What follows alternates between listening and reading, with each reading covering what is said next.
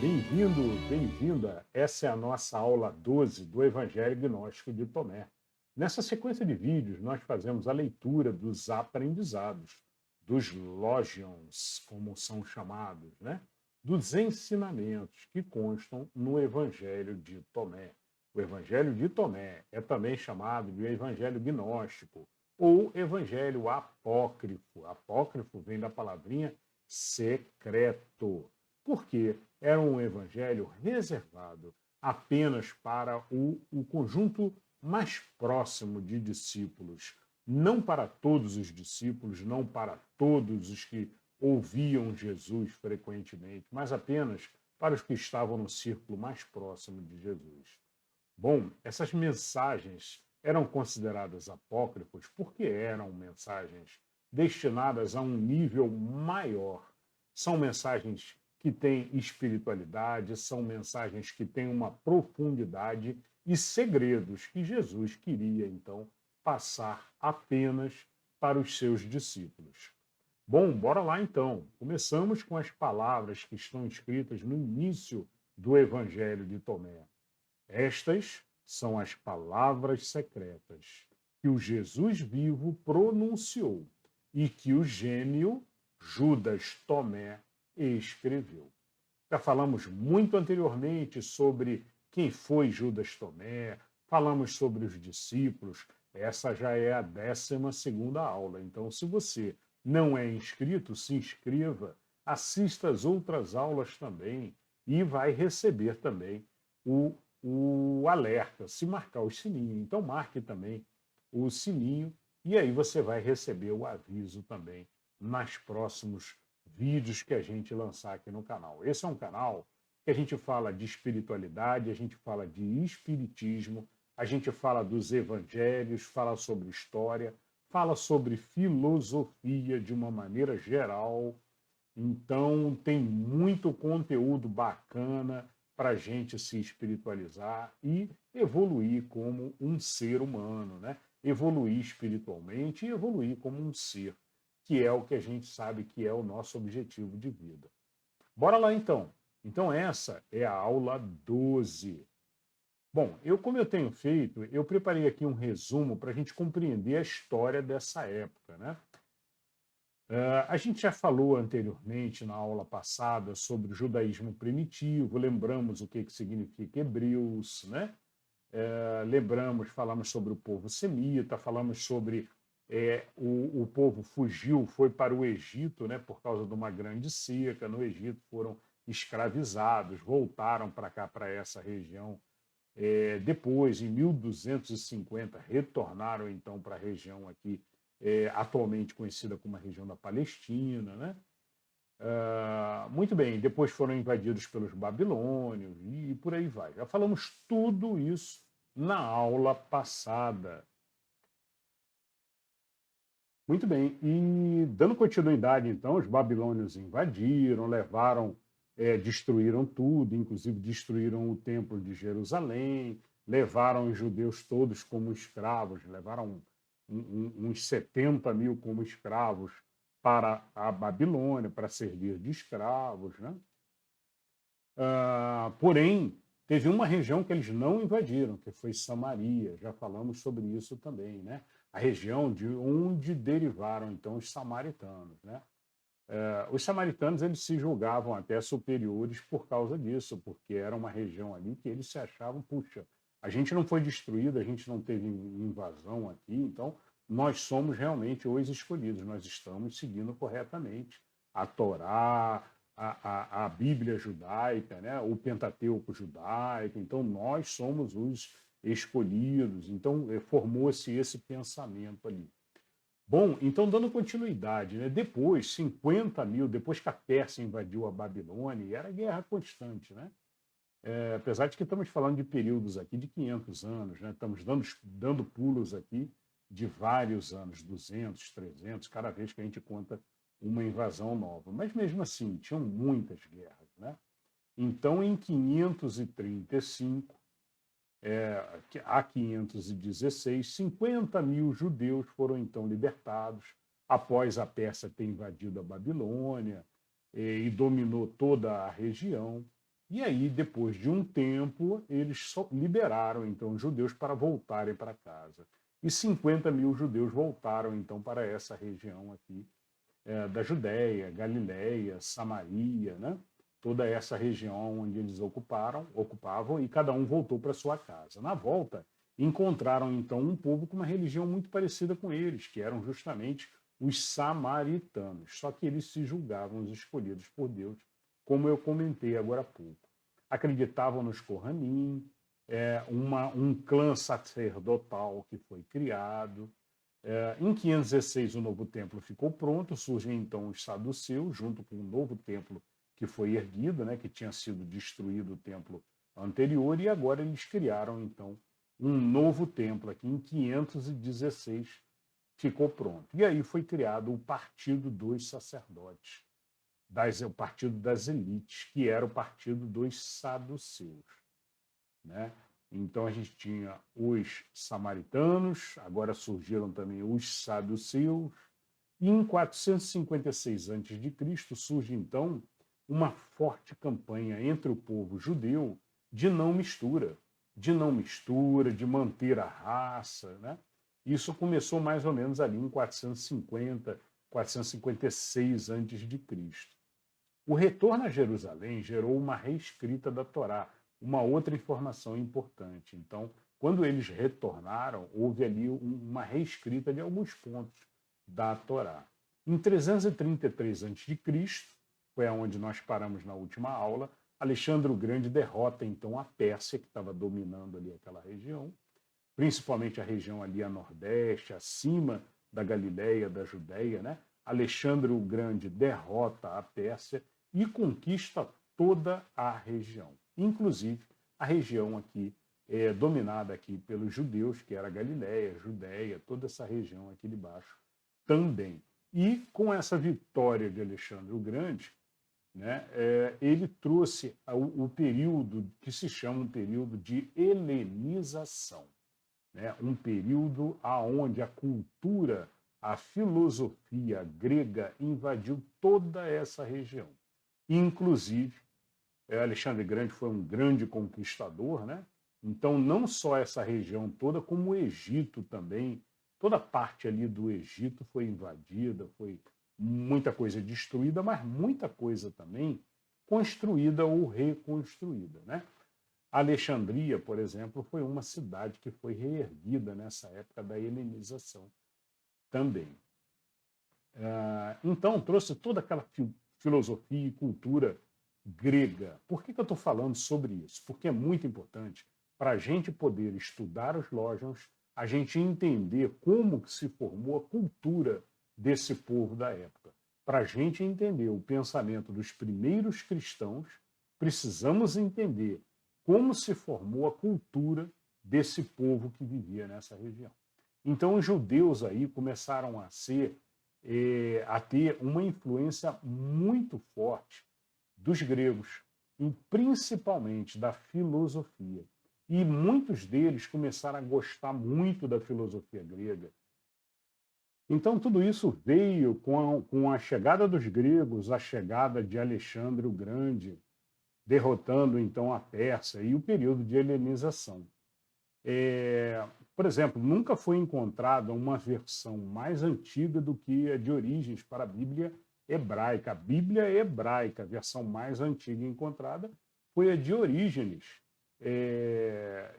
que era um grego, né? Um grego religioso, muito conhecido, né? Um dos fundadores ali dos primórdios, ali 185 depois de Cristo até 253 depois de Cristo, né? Foi um cristão ali, dos primeiros cristãos ali. E ele tinha enraizado naturalmente toda a cultura ali dos primeiros cristãos, né? Ele foi perseguido também pelos cristãos ali romanos, né? Ortodoxos, que estavam organizando as primeiras Bíblias, né? E Orígenes discordava de alguns conceitos. Bom, essa cultura helenística, então, ela veio muito forte aqui para essa região aqui da Galileia, da Judéia, né? E os judeus começaram a gostar, porque tinham fundamentos ali filosóficos muito profundos e muito bem estruturados. E eles sentiam isso também, né? Mas não só isso, também os conceitos também religiosos. Eram conceitos que eram aceitos e eram muito respeitados entre parte dos judeus. Parte dos judeus concordava, outra parte não concordava muito. Bom, Roma, então, derrota o Império Macedônio, logo em seguida, em 198 a.C. Roma derrota o Império Macedônio, mais uma vez, na Batalha de Sinocéfalos, derrotando Filipe V da Macedônia. De 171 a 168, Epifânio da dinastia Seleucida envolve-se na Sexta Guerra entre Síria e Pérsia, sendo impedidos de cercar a Alexandria pelos romanos. Então, os romanos tomavam a frente ali e impediram, salvaram ali, nesse caso ali, a Alexandria, né?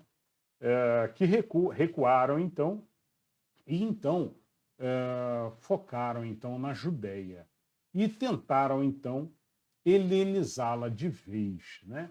Antíoco II concedera, então, autonomia aos judeus, permitindo o governo dos sacerdotes da época, né? Conforme as leis judaicas. Mas a influência grega era forte e estava por toda parte, culturalmente, o modo de pensar dos gregos, até as vestimentas. Os judeus começaram a colocar roupas com a vestimenta de gregos, porque achavam elegante, achavam uma cultura muito grande na cultura grega, né? Muito bem. Então começaram essa cultura de helenização, né, muito fortemente. Havia, então, dois partidos entre os judeus. Um partido contra e outro a favor da helenização. Então não significa que os que eram a favor da helenização queriam jogar fora a Torá. Não. Eles aceitavam também a Torá, mas achavam que muitos conceitos helenísticos, conceitos gregos, deveriam ser incluídos na Torá. O helenismo traz os conceitos, por exemplo, da existência do todo, universal, por meio de uma lei oculta que rege o universo, sobre o logos. Então, os gregos foram os primeiros a falar sobre o logos. O logos é consciência, né? E consciência, sabemos que era uma raiz ali do pensamento dos que foram os primeiros cristãos, né? Que consideraram o logos como sendo ali o nosso principal objetivo, adquirir consciência, adquirir conhecimento para que consigamos evoluir o nosso ser. Um ser ignorante é um ser não elevado espiritualmente, não elevado como ser humano. Então, era tido pelos gregos e começou-se também cada vez mais a ser assumido esse conhecimento pelos judeus também. E eles aceitavam isso e concordavam naturalmente, porque quem vai discordar, né, de que, olha, o conhecimento é fundamental para que um ser se eleve, para que um ser evolua, é importantíssimo que ele saia da ignorância. Então é algo meio que não tem muito como você discordar, né? O difícil ali para os judeus era como conciliar isso com alguns conceitos antigos da Torá. Bom, então o helenismo traz toda essa cultura, né? Ela traz o objetivo principal da humanidade, ela deixa claro isso, o objetivo da humanidade, não só o objetivo do judeu, né? Não só com foco no povo judeu, mas num conceito mais genérico, num conceito mais filosófico universal, né? Então, a lei da ética, a lei da natureza, então conceitos ali fundamentais que não existiam ainda, que com a helenização passou a existir. Não só nessa região, mas na região do Egito também. Essa cultura helenística ela foi, então, expandida com a entrada de Alexandre o Grande, com as invasões de Alexandre o Grande. Houve, então, uma incorporação ao judaísmo, que a Torá é o padrão, como sabemos, né? Sempre foi o padrão a Torá. Assim, uma vida nas leis da natureza passaram a ser considerados também como uma vida em conformidade com a Torá. Então, essa era a maneira deles concluírem, né? Enquanto os gregos diziam que, olha, a gente precisa viver a natureza, né? Viver em harmonia uns com os outros e com a natureza também, né? Então, esse conhecimento, como é que se chegou à conclusão? Bom, se eu estou vivendo dessa forma, em conformidade com a natureza, eu também estou vivendo em conformidade com a Torá. E vamos em frente, né? E foram assim, então, tentando harmonizar dessa forma. Pois bem, os romanos, então, vencem em diversas batalhas o Império Macedônio, na Grécia, inclusive. Então, os romanos aí começaram a tomar conta, e este, percebendo o poderio romano, retorna, então, à Síria. A helenização prossegue, então, fortemente, através de Antíoco IV. Em Macabeus 1, de 56 a 54, diz que a Torá passa a ser proibida e passa a ser queimada. E se alguém se conformasse com a Torá, seria condenado à morte. Então, os judeus aqui entraram numa fase agora, né? Eles estavam numa fase ali que eles estavam tentando uma harmonia entre a helenização e a Torá, né? Só que chegou num ponto aqui, com a entrada de Antíoco IV, que começou a ser proibida a Torá e imposta, então, à força, a helenização. Passa a ser, então, proibida, queimada, e se alguém conformasse com a Torá, seria condenado à morte. Condenavam também à morte as mulheres que fizessem circuncisão em seus filhos. Como sabemos, a circuncisão ela era aqui um conceito judaico antigo, né? E era obrigatório, inclusive, para todos os judeus. Então, teve um período aqui que eles começaram a proibir à força e dizer para os judeus não fazerem. Ocorreu, então, uma imensa ira e perseguição e gerou por partes dos judeus uma revolta, comandada por Matatias e seus filhos. Essa revolta ficou conhecida como a Revolta dos Macabeus. Lideraram o movimento de independência da Judéia e consagraram o Templo de Jerusalém. Macaba significa martelo em siríaco. Então, como eram grandes guerreiros lutadores, né? Os Matatias e os filhos, né?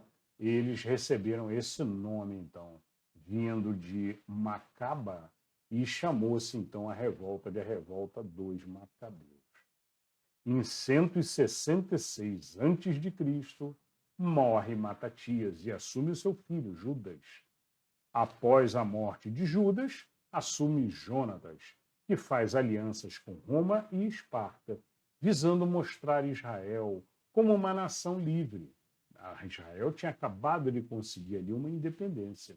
Em 130 a.C., o reino seleucida fica então restrito à Síria, mas a independência da Judéia se mantém. Muito bem. Esse foi o resumo de hoje que eu trouxe para vocês. A gente vai continuar na próxima aula. Na próxima aula, no próximo episódio, a gente vai começar a aprofundar, vamos falar sobre a chegada dos romanos, o domínio dos romanos, né? Vocês veem como era essa região, né? Uma hora eles estavam sob o domínio do Egito, voltaram, outra hora eles ficaram sob o domínio dos babilônios, outra hora sob o domínio dos persas, outra hora sob o domínio de Alexandre o Grande. Então, era isso o tempo todo, né? Lógico, estamos falando aí de um período aí grande aí, né? Chegamos aí há 1000 anos aí de batalhas, né? Mas dá para a gente compreender às vezes, porque às vezes a gente pega um conceito, uma palavra, um conceito grego e vê escrito nos evangelhos. E, né, se a gente não conhecer esse histórico, a gente não compreende por que que alguns conceitos existem no Oriente, existem na Grécia, existem também na Judéia, entre os judeus, né? Então é muito importante compreender, até para que a gente mergulhe e entenda mais a fundo como vivia esse povo. Muito bem, bora começar então, né? Nós vamos então à leitura dos Lógions de hoje. E só para lembrar, hoje nós vamos do Lógion 91 até o Lógion 100.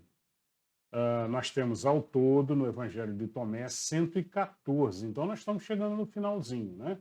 Nós mais dois episódios nós finalizamos.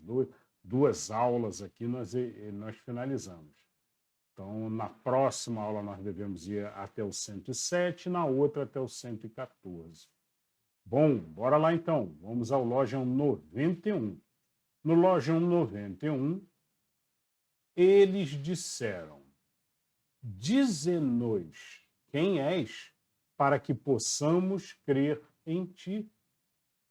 E ele lhes disse: vocês examinaram a face do céu e da terra, e aquele que tem diante de seus olhos, vocês não o conhecem, e, neste momento, não sabem avaliá-lo. Então, esse é mais um Lógion que percebemos que alguns discípulos não compreendiam a grandiosidade de Jesus, ou queriam ouvir dele mais claramente a sua identificação como Messias, Salvador dos judeus, ou um dos grandes profetas em reencarnação, o que Jesus não disse. Então os judeus tinham essa esperança de que Jesus fosse o Salvador, né, que constam nas profecias dos profetas, de que viria para salvá-los e tirá-los das mãos dos romanos.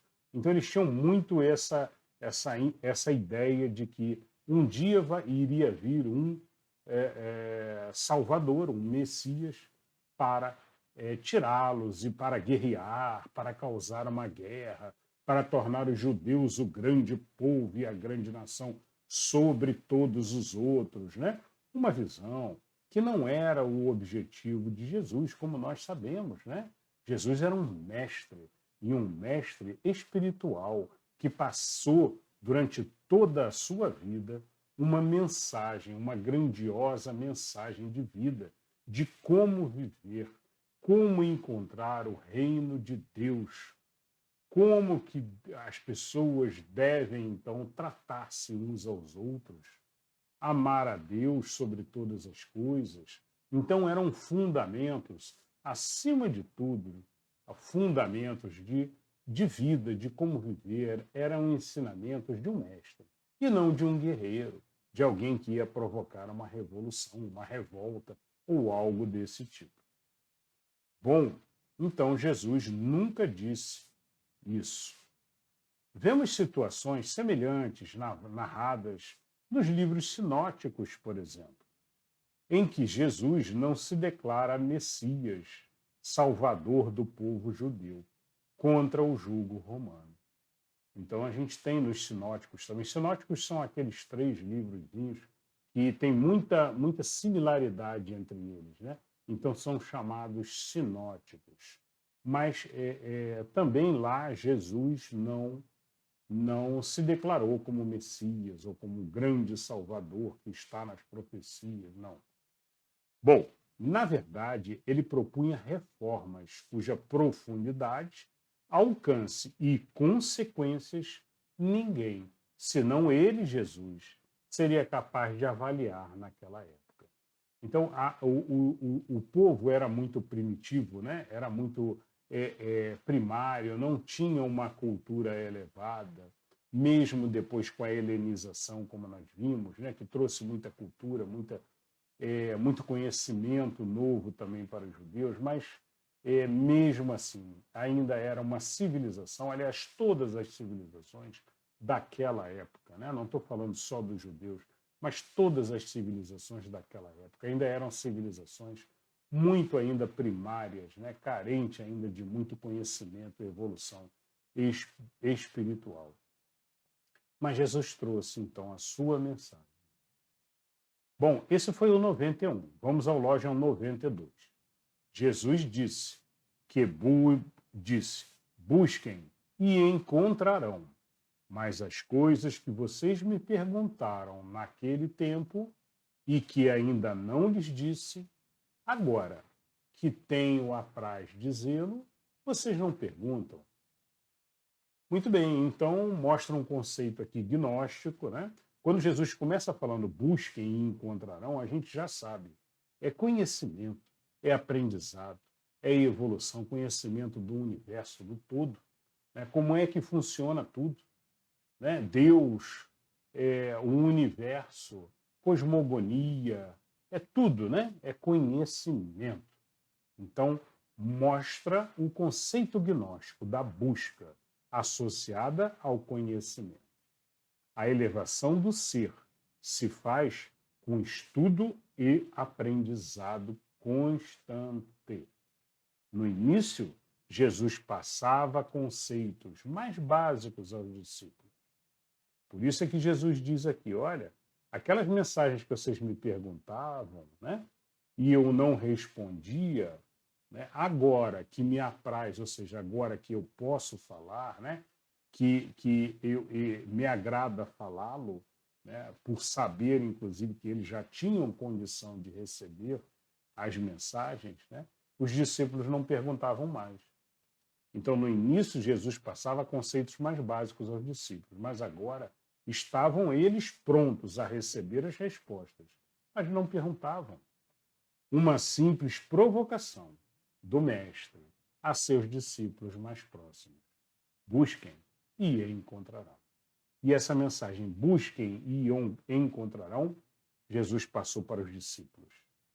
Mas serve para todos nós, que não achemos que a vida é simplesmente diversão, alegria, para a gente ficar aqui aproveitando o sol ou aproveitando o mar, as praias. Não, é muito mais do que isso. É profundidade, estudo constante, crescimento e evolução. Busquem e encontrarão. É a mensagem do Logion 92. Muito bem, vamos ao Logion 93. Jesus disse, não deem as coisas santas aos cães, para que eles não arrastem para o monturo.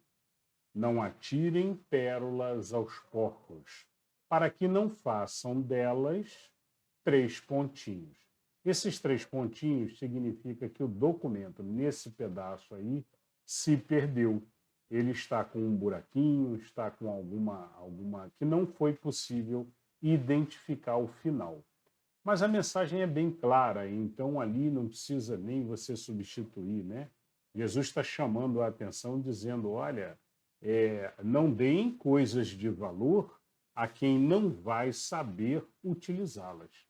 Naturalmente, Jesus fala aqui de coisas santas e fala também sobre monturo. O que é monturo? Monturo é aonde se joga o lixo, se jogava o lixo, né?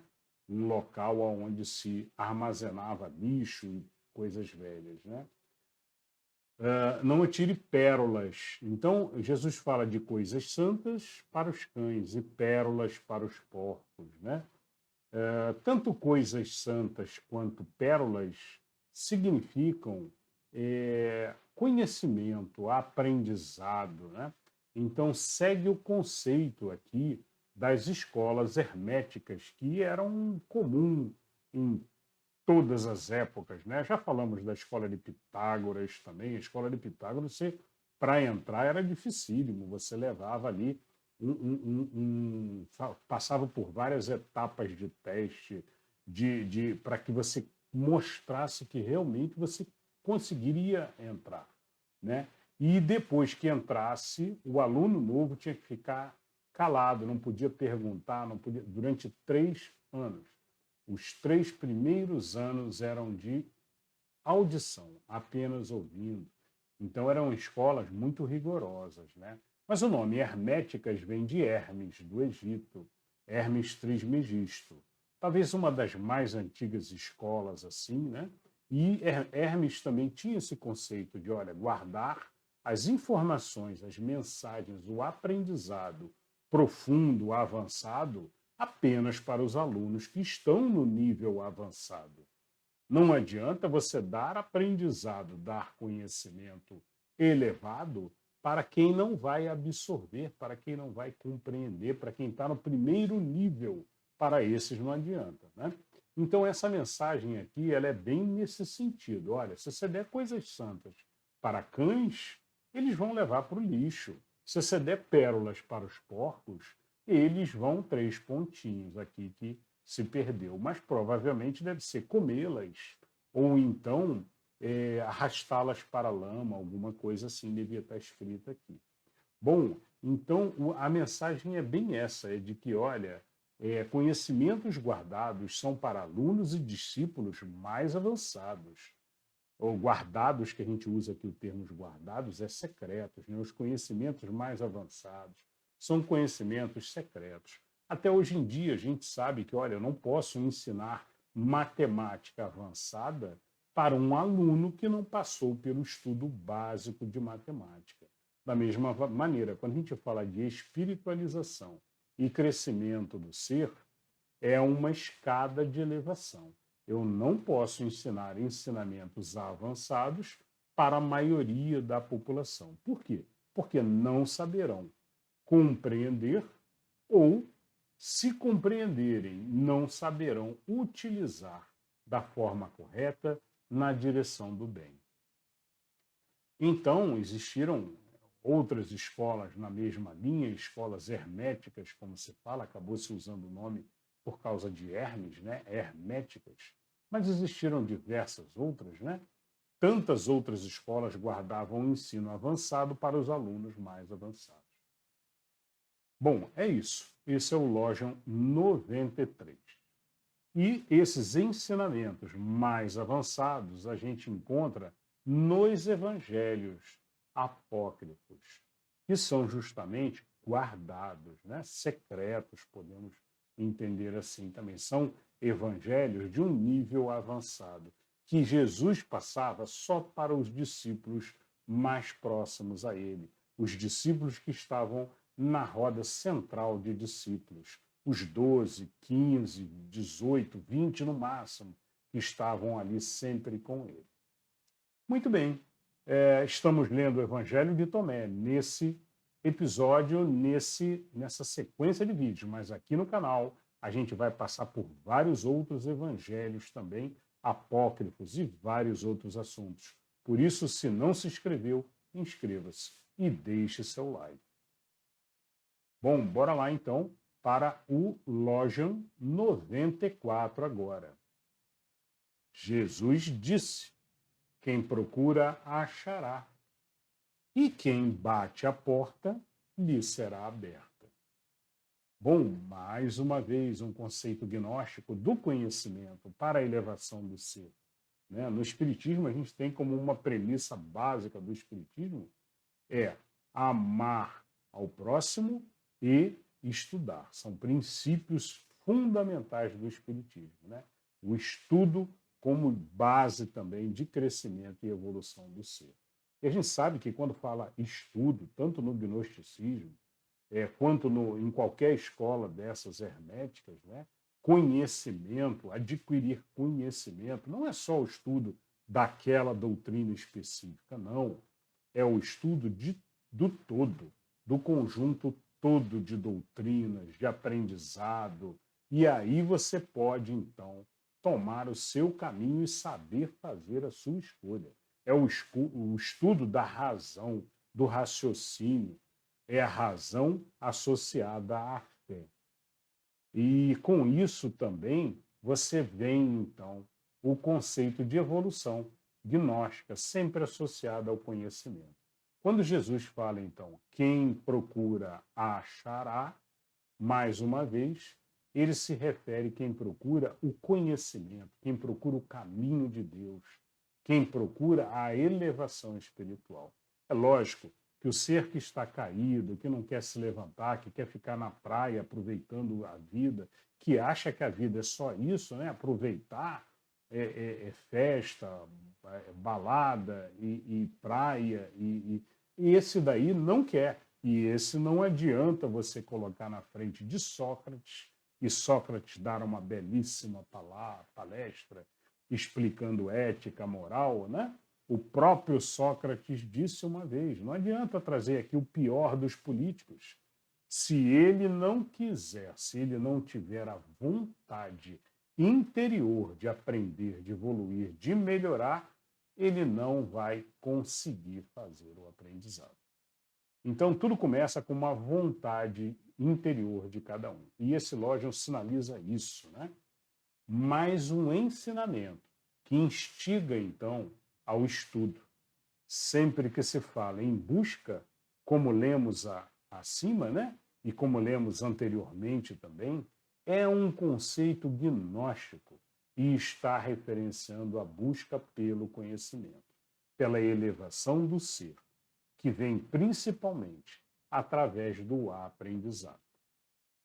Mas Jesus alerta que, acima de tudo, é necessário o desejo pela busca, pela procura do conhecer, a procura da elevação, que não é fácil, é uma jornada de esforço e dedicação, em retidão com as mensagens do Mestre, e sempre entendimento e compreensão próprios, para que seja feito o aprendizado. Então, uma coisa a gente aprende sempre com o gnosticismo, com o espiritismo, né, que é a fé raciocinada, é que a gente não pode simplesmente acreditar por acreditar, porque alguém está dizendo, mesmo que seja Jesus, mesmo que seja o mestre que for, Buda falando, né, um mestre também fantástico, qualquer outro que esteja falando, devemos sempre raciocinar e perceber a grandiosidade daquela mensagem, que tem uma profundidade e tem, acima de tudo, o caminho do bem, o caminho que vai me trazer a paz interior. E aí a gente compreende que aquilo realmente é o correto. É importante o ser fazer esse raciocínio, essa razão, para que se compreenda de fato e que se faça o aprendizado. Se uma criança vem com o pai e o pai fala assim, olha, toda vez que você passar por aqui, você tem que andar nessa linha, porque essa linha é a linha de quem está caminhando nessa direção. Quem está caminhando na outra direção anda na outra linha. Se o pai soltar a mão da criança, a criança na mesma hora vai experimentar andar do outro lado. Porque ele não fez o entendimento, a compreensão, nem tem ainda os atributos necessários para a razão trabalhar. Não é? Assim somos nós. Quando nós recebemos, às vezes, uma orientação de um mestre ou de uma escritura, de um texto antigo ou de um texto novo, né? Se a gente não usar a nossa razão para compreender e compreender que aquele é o caminho correto, né?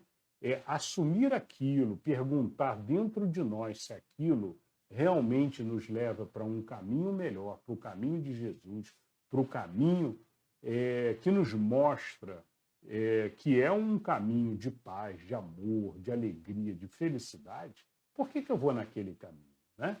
Então a gente sempre fica, se a gente não tiver a nossa razão trabalhando, a gente sempre fica ali como um ser obediente, mas que não compreendeu de fato o valor do aprendizado.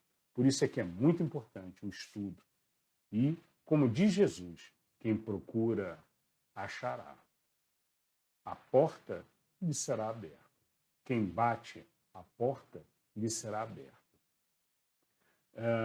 Mas é necessário que o indivíduo se levante, procure, vá atrás, bata na porta e a porta lhe será aberta. porta, né? Bata na porta significa peça, peça a Deus, peça ao universo, peça ao seu espírito protetor ou ao anjo que lhe acompanha, como você pensa na sua religião, né? Mas mostre-se disponível e mostre-se, acima de tudo, com o desejo de elevação do teu ser.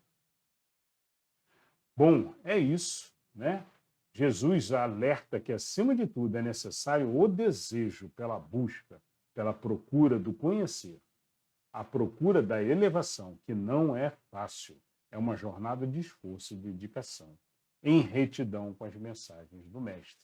E sempre entendimento e compreensão próprios, para que seja feito o aprendizado de fato. Bom, quando o ser mostra ao universo que está pronto, que deseja então esta evolução e aprendizado, o universo, Deus, através do todo, lhe mostra o caminho. Automaticamente, as portas vão se abrindo para você. O universo está trabalhando constantemente para o nosso progresso. Esse é um conceito também gnóstico que devemos carregar sempre conosco. Temos o universo todo trabalhando para o nosso progresso. Mas saibamos compreender, saibamos perceber e aproveitar. Se o universo abre uma porta e eu vou para o outro lado, eu não estou querendo, então, entrar no caminho de evolução. Então, meditação, oração, meditação interior, perguntando para a sua inteligência interior, né? Como diz o Oriente nos fala dessa mesma forma, o budismo, né? Sempre pergunte para o seu ser interior, né? E você perceberá o caminho que tem que seguir. No Oriente, já que eu estou falando do Oriente, é sempre muito bom e muito gostoso a gente juntar todas as religiões, né? A gente conseguir aqui pegar pedaços de todas e ver que todas acabam indo no mesmo caminho. Só muda um pouquinho o nome, o nome do Deus, o nome e alguns detalhes ali, mas, no fundo, nós temos o mesmo destino. Bom, e no Oriente chamam então de Dharma, né? Esse caminho espiritual que nos é direcionado pelo universo. Vamos agora ao Logion 95. Jesus disse: se você tem dinheiro, não emprestem a juros, deem-no a quem não lhes possa restituí-lo. Bom, essa é uma máxima, então, né? A explicação agora. Essa é uma máxima da caridade, né? Sempre que a gente fizer a caridade, fazer a caridade, sem querer, sem ter interesse algum, né? Faça caridade sem interesse em receber de volta, senão não é caridade, né? Quem faz caridade, ou para aparecer na rede social que está fazendo caridade, ou então para mostrar para os amigos que está fazendo caridade, ou então espera que aquela pessoa um dia consiga lhe retribuir. Isso não é caridade, né? E isso é dito aqui bem claramente aqui por Jesus, dizendo, olha, deem-no a quem não possa restituí-lo. Então, mais um dito aqui que se refere ao desapego material, renúncia aos bens materiais e caridade, auxílio ao próximo. Parece-nos contraditório um pouco com a parábola dos talentos. Só lembrando, a parábola dos talentos era daquele dono de terras, né, que foi viajar e deixou talentos, né, moedas, talentos, com os seus discípulos, né? Com os seus discípulos não, perdão, com os seus empregados da sua grande fazenda, né? Ele deixou com o primeiro 5, com o segundo deixou 3 talentos, e com o terceiro ele deixou uma moeda, um talento lá. E ele deixou esses talentos e depois, quando ele retornou, né, os empregados vieram então prestar então as contas com ele. E aí tinham investido e tinham conseguido então multiplicar por 2 os talentos que tinham lhe sido dados, menos o último. O último enterrou e guardou com medo de perder investindo. E aí enterrou na terra e devolveu para o dono da terra apenas um talento. E o dono da terra reclamou muito: olha, você não soube multiplicá-los, né? Você não, esse um talento que eu te dei, diferente dos outros dois empregados, né? Eles multiplicaram. O que tinha 5 fez virar 10, o que tinha 3 fez virar 6. Mas você enterrou e está me devolvendo o mesmo talento. Então você não soube multiplicar. Só que esses talentos ali não representam, né, na parábola dos talentos, como dinheiro, né? Eles representam ali justamente como conhecimento, como talentos mesmo do indivíduo, do ponto de vista de talentos de caridade, de bondade, de amor, né? E passar adiante tudo isso é multiplicá-los. Então, também de uma forma aí, no caso dos talentos, a gente não pode enxergar os talentos como dinheiro, como investimento que foi feito, né? Não. Na verdade, eles multiplicaram, eles passaram adiante a mensagem, no caso, eles ensinaram o que foi passado para eles como aprendizado, né? Então é isso. Então o 95 é bem por aí, né? Ele fala sobre a gente não ficar apegado e querer ganhar dinheiro simplesmente sem dar o dinheiro, sem fazer também a caridade. E fazer a caridade para quem não possa restituí-lo, sem pensar que o cara depois vai te devolver. Ou seja, não é um empréstimo. Estamos falando de caridade. Esse é o Lojão 95. Vamos ao Lojão 96. O reino do Pai assemelha-se a uma mulher que tomou um pouco de fermento e escondeu na massa, e fez grandes pães. Aquele que tenha ouvidos, que ouça. Então, um belo Lojão, né? Naturalmente, tudo simbólico. Né? E o que Jesus quer dizer aqui? Né? O guardar o fermento em seu interior provoca esta reforma interior que todos passamos, que nos faz pouco a pouco crescer e gerar grandes seres. Não é uma ação rápida, requer tempo e com foco no interior do ser, como dito nos outros Lojans. Portanto, trabalhemos internamente a nossa melhoria íntima, trazendo para dentro de nós os ensinamentos preciosos de Jesus, estudando o universo e as filosofias nesta busca que é de conhecimento, o fermento maior para nosso interior crescer e nos fazer grandes espiritualmente. Tá? Então, nosso objetivo é crescer, crescer como seres, né? Como seres humanos, como espíritos. E o que a gente precisa é cuidar do nosso interior. Esse Lojão basicamente fala sobre isso. Colocar o fermento no interior da massa e fazer, então, o ser crescer, o pão crescer, grandes pães serão construídos. Né? Eu acredito que talvez aqui também haja também um sentido de, olha, colocar esse fermento em várias outras pessoas, distribuir, né, para fazer vários grandes pães, como diz o texto.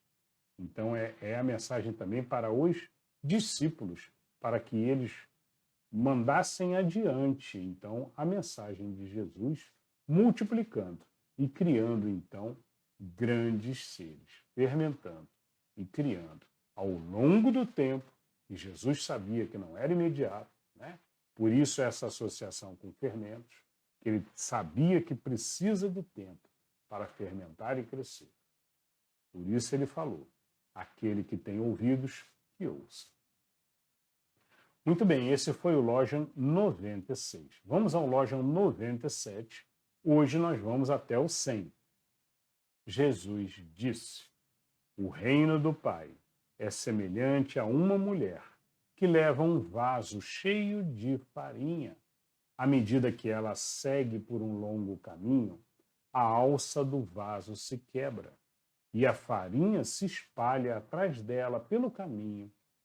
Ela não se percebe e não toma conhecimento da perda. Ao chegar em casa, ela pousa o vaso no chão e o vaso se encontra vazio. Bom, eu queria chamar uma atenção agora aqui psicologicamente, né? A gente consegue analisar e ver, olha, tiveram dois textos, dois lógions seguidos que falam sobre mulher, né? Olha, uma mulher, nesse aqui, no 97, a gente vai falar que, olha, o reino do Pai é semelhante a uma mulher que leva um vaso, né? No 96, a gente leu o reino do Pai assemelha-se a uma mulher que tomou um pouco de fermento, ou seja, pegou um pouco de fermento e colocou no meio da massa, né? Bom, isso aqui me faz pensar em o seguinte, provavelmente isso estava sendo escrito, né? E eles iam se lembrando, né? E provavelmente aqui um puxou a lembrança de outro. E aí, um discípulo pode ter comentado, a gente praticamente consegue enxergar, né? Um discípulo falando para o outro, olha, tem aquele outro também que Jesus disse, muito parecido com esse, que fala que uma mulher carregava um vaso cheio de farinha e que o vaso ele se abriu e a farinha veio ficando pelo caminho. E aí eles escreveram os dois na sequência, né? Bom, é só um comentário, mas agora vamos à explicação. Esse lógion é considerado um lógion de difícil interpretação pelos historiadores, tá? Os dois possíveis entendimentos desse lógion, né, que a farinha vai ficando pelo caminho, e aí quando ela chega em casa ela não tem farinha nenhuma, né? Bom, a primeira opção é a falta de atenção em guardar e reter os aprendizados obtidos, se pudermos associar a farinha ao que aprendemos.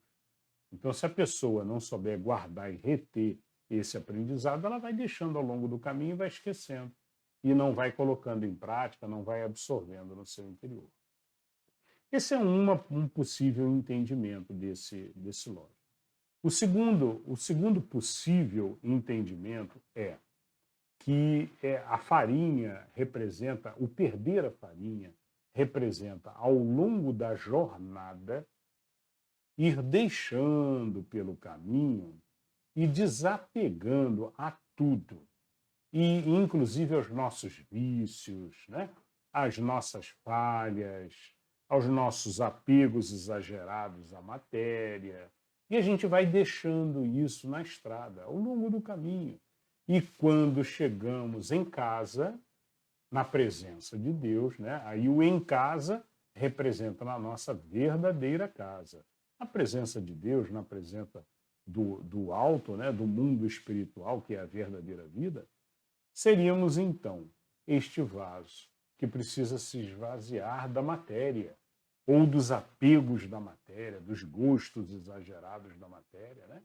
E esvaziando isso, a gente abre espaço em nosso vaso, em nosso interior, para permitir a entrada de Deus.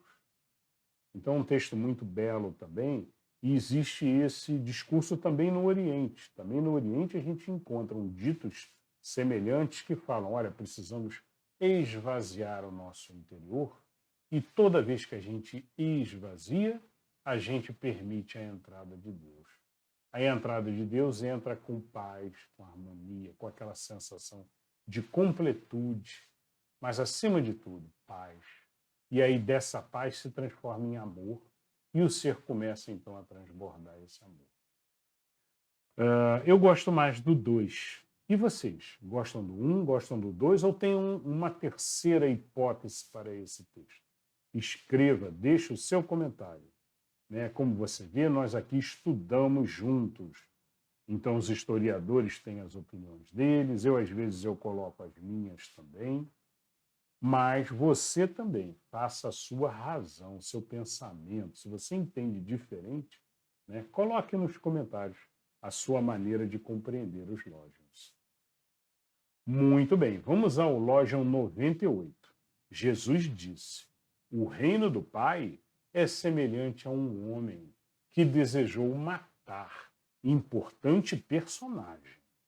Sacou a espada em casa e a enterrou na parede para verificar se sua mão era bastante forte. Só então ele matou a importante personagem, ou o importante personagem. Tá? Então, é um Lojão que alguns historiadores ficam assustados, né, que acham que não, Jesus não pode ter falado isso, né, sobre espada, sobre matar um personagem. Né? Como pode? Jesus jamais falaria isso. Só que nós temos que entender que isso tudo é simbólico, é figurado, e é para um povo que vivia em guerras constantes. Bom, mas de qualquer forma, Jesus não estava falando em matar uma pessoa, matar um indivíduo. Com linguagem evidentemente simbólica, este Lojão se refere à nossa luta interior do ser, do nosso ser, contra os nossos instintos materiais. E esta luta só é ganha com amor e não com armas. Por isso, o ser precisa guardar as suas armas no fundo da parede de sua casa. Que casa é essa? É o nosso próprio interior. Guarde então as suas armas e lute com amor. Aí você terá vencido o leão. Lembram do Lojão 7? O ser homem contra o ser leão. Os dois que estão sempre em conflito. O ser instintivo contra o ser espiritual. E quem ganha a batalha? A batalha ganha quando o ser espiritual, o ser humanizado, né? Ele guarda a sua espada. E aí ele vence o leão. Tá? Essa é a principal mensagem desse Lojão 98, no meu entendimento. Quem ler ao pé da letra jamais conseguirá entender este Lojão. Tá? Muito bem, pessoal, vamos ao Lojão 99. Os discípulos lhes disseram: teus irmãos e tua mãe estão aí fora. Ele lhes disse: estes aqui que fazem a vontade de meu Pai são meus irmãos e minha mãe. São eles que entrarão no reino do meu Pai. Bom, essa é uma passagem também referida nos canônicos. Então nós temos esse texto mesmo nos canônicos, dando mais veracidade para esse texto.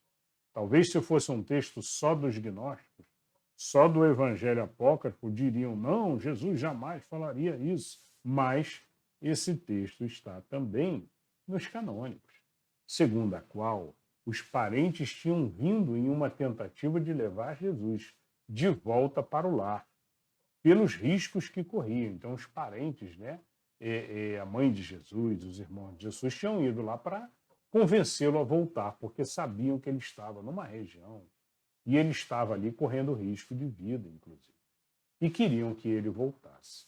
Mas Jesus aí deu um exemplo, então, para os seus discípulos. E tem dois aprendizados aqui. Primeiro, não se conquista o reino dos céus por familiaridade, ou amizades estreitas, ou ligações com quem for. Esta é sempre uma construção individual de cada ser. Então, não adianta ser amigo de um grande ser, de um grande mestre, seja Jesus, seja qual for. Ah, eu fui amigo de Gandhi. Ah, eu fui amigo de Chico Xavier. Eu sou amigo de... Então eu vou para o céu, é certo. É porque eu fui amigo dele, eu estava do lado dele lá, quase sempre, né? Eu estava do lado de Gandhi, eu estava do lado... Não é isso, Jesus fala aqui. Não, é importante estar no caminho do bem, estar praticando o bem, estar compreendendo, acima de tudo, com a sua razão, a necessidade de assumir o caminho do bem, assumindo o caminho mostrado pelo Mestre. Então, se não praticar, se não tiver isso assumido dentro do seu ser interior, não adianta dizer que é amigo, que estava junto. É o caso aqui, nem eu era filho, eu era parente. Não adianta. É muito mais profundo. Realmente depende do ser. Às vezes um ser é irmão do outro. Um é muito espiritualizado, mas o outro não. Mas é irmão. Não, é irmão. Então ele deve ser também. Não, negativo. A gente sabe que são indivíduos. E são indivíduos que estão em graus diferentes de elevação espiritual. É uma escadinha. Todos nós que estamos encarnados aqui vivemos numa escada de evolução. Já falamos sobre isso várias outras vezes. Vivemos numa escada de evolução. E é isso que Jesus mostra aqui. Não adianta ser irmão, não adianta ser parente de um grande ser. Você precisa fazer a sua compreensão, a sua elevação interior. E o segundo aprendizado mostra aos discípulos que sabia o caminho que estava indo, atendendo à obra do Pai, apesar dos riscos que passava. Então, Jesus, no segundo ponto aqui, ele deixa claro para os discípulos que ele sabia dos riscos, mas sabia da vontade do Pai. Então, são esses que entrarão no reino do Pai, porque estão no caminho necessário de evolução. Muito bem, esses são os dois possíveis aqui entendimentos do Logion 99, mas fique à vontade. Deixe nos comentários a sua opinião também. Vamos ao último Logion de hoje, o Logion 100. Eles mostraram a Jesus uma moeda de ouro e lhe disseram: os homens de César exigem de nós os tributos. Ele lhes disse: deem a César o que é de César, deem a Deus o que é de Deus, e a mim o que me pertence. Passagem também referida nos sinóticos, os 3 livrinhos, muito parecidos dos canones, dos canônicos, que tem muita similaridade. Então, ela também ocorre em vários outros livros, vários outros evangelhos.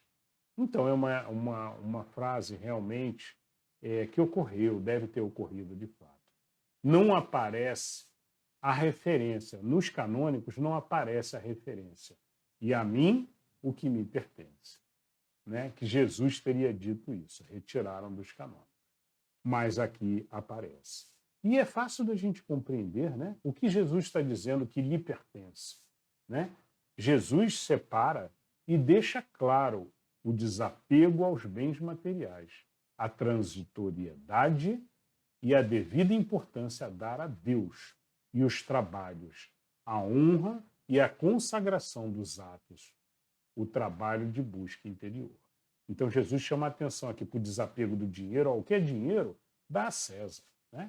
Como Jesus disse também certa vez, olha, deixai os mortos enterrarem os mortos. Nós estamos na verdadeira vida, na vida espiritual. Nós estamos ligados e sabemos que a direção é outra. E que nós nos encontramos lá em cima.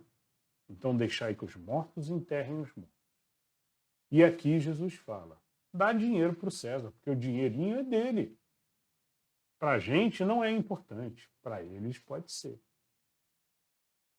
Bom, dai a Deus o que é de Deus. Trabalho, honra, consagração dos seus atos, qualquer trabalho que vá fazer, consagra a Deus sempre, E, principalmente, o seu trabalho de busca interior, o seu desejo de evoluir, de crescer como ser. Isso é o que Deus espera. E é Jesus. Jesus fala, e a mim o que me pertence. Jesus cobra aos discípulos que deem a ele as atenções devidas ao Mestre e que sigam os passos com retidão para que consigam fazer as suas jornadas em evolução e pregação. Certamente foi ali uma uma chamada de atenção aos discípulos. Prestem atenção na mensagem que lhes é passada. Prestem atenção no Mestre. É a mim o que me pertence, disse Jesus. Muito bem, esse foi o Loja 100. Eu espero que vocês tenham gostado. Nos vemos no próximo episódio, onde vamos do 101 até o 107. Até lá!